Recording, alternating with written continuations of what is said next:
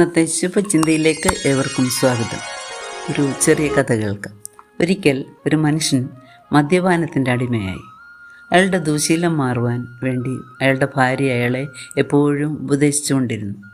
അപ്പോഴൊക്കെ അയാൾ പറയും, ഞാൻ മദ്യത്തെ പിടിച്ചു വച്ചിരിക്കുന്നതല്ല, മദ്യം എന്നെ പിടിച്ചു വച്ചിരിക്കുകയാണെന്ന്.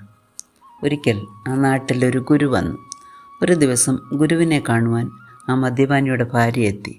അവൾ ഗുരുവിനോട് തൻ്റെ കാര്യങ്ങളെല്ലാം തുറന്നു പറഞ്ഞു. അവർ ഭർത്താവിനെയും കൂട്ടി പിറ്റേ ദിവസം വരുവാൻ ഗുരു പറഞ്ഞു. അങ്ങനെ ഗുരു പറഞ്ഞ സമയത്ത് തന്നെ രണ്ടുപേരും അവിടെ എത്തി. അപ്പോൾ ഗുരു ഒരു വലിയ മരത്തെ പുണർന്ന് നിൽക്കുന്നു. ഗുരു അവരെ കണ്ടപ്പോൾ അവർ നാളെ ഈ സമയത്ത് വന്നാൽ മതി എന്ന് പറഞ്ഞു. പിറ്റേ ദിവസം വന്നപ്പോഴും ഗുരു അതേപോലെ തന്നെ പ്രവർത്തിച്ചു. തുടർച്ചയായി തൻ്റെ കാഴ്ചയും അതേ ഉത്തരവും ആവർത്തിച്ചപ്പോൾ ആ മനുഷ്യന് ദേഷ്യം വന്നു. ഗുരു അപ്പോൾ പറഞ്ഞു, ഈ മരം എന്നെ വിടുന്നില്ല, അതാണ് പ്രശ്നം.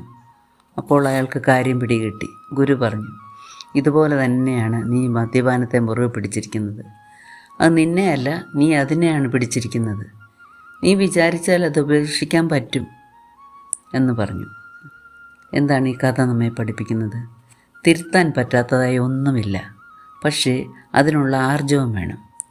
ഒരു തെറ്റ് തിരുത്താൻ മടിക്കുന്നതിൻ്റെ കാരണം ആ തെറ്റിൻ്റെ സുഖത്തിൽ നിന്ന് പുറത്തു വരാനുള്ള ശേഷിക്കുറവാണ്. ഒരു ദുശ്ശീലത്തിന് അടിമയായവർ അതൊരു ദുശ്ശീലമാണെന്ന് ഒരിക്കലും സമ്മതിച്ചു തരില്ല. പകരം ആ ശീലം തുടരുന്നതിനുള്ള കാരണങ്ങൾ അവർ കണ്ടെത്തുകയും ചെയ്യും. എന്തിൽ നിന്നെങ്കിലും പുറത്തു വരുന്നതിന് അതിനകത്ത് കടക്കുന്നതിനേക്കാൾ താല്പര്യവും തീവ്ര യത്നവും വേണം. ആദ്യം വീണുപോയ സ്ഥലത്തെക്കുറിച്ചും അതിൻ്റെ അപകട അവസ്ഥയെക്കുറിച്ചും അറിവുണ്ടാകണം. അതിന് കൈത്താങ്ങാകുന്നവരെ അംഗീകരിക്കുകയും അവർ ഉപദേശിക്കുന്ന പ്രതിരോധ മാർഗങ്ങൾ സ്വീകരിക്കുകയും വേണം. അങ്ങനെ നല്ല തീരുമാനത്തോടെ യത്നിച്ചാൽ തീർച്ചയായും കുഴിയിൽ നിന്ന് കരകയറുവാൻ അവർക്ക് കഴിയും. സെയിൻറ്റ് അഗസ്റ്റിനസ് പറയുന്നു, ദുശീലങ്ങളെ നിയന്ത്രിക്കാത്ത പക്ഷം അത് അത്യാവശ്യങ്ങളായി പരിണമിക്കുമെന്ന്.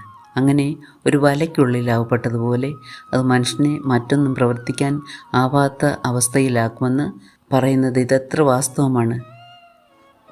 അതുകൊണ്ട് ദുശീലങ്ങളെ മുളയിലേ നുള്ളിക്കളയുവാൻ ദൈവകൃപയ്ക്ക് വേണ്ടി ആത്മാർത്ഥമായി പ്രാർത്ഥിച്ചുകൊണ്ട് ഇന്നത്തെ ശുഭചിന്ത നമുക്ക് ഇവിടെ അവസാനിപ്പിക്കാം.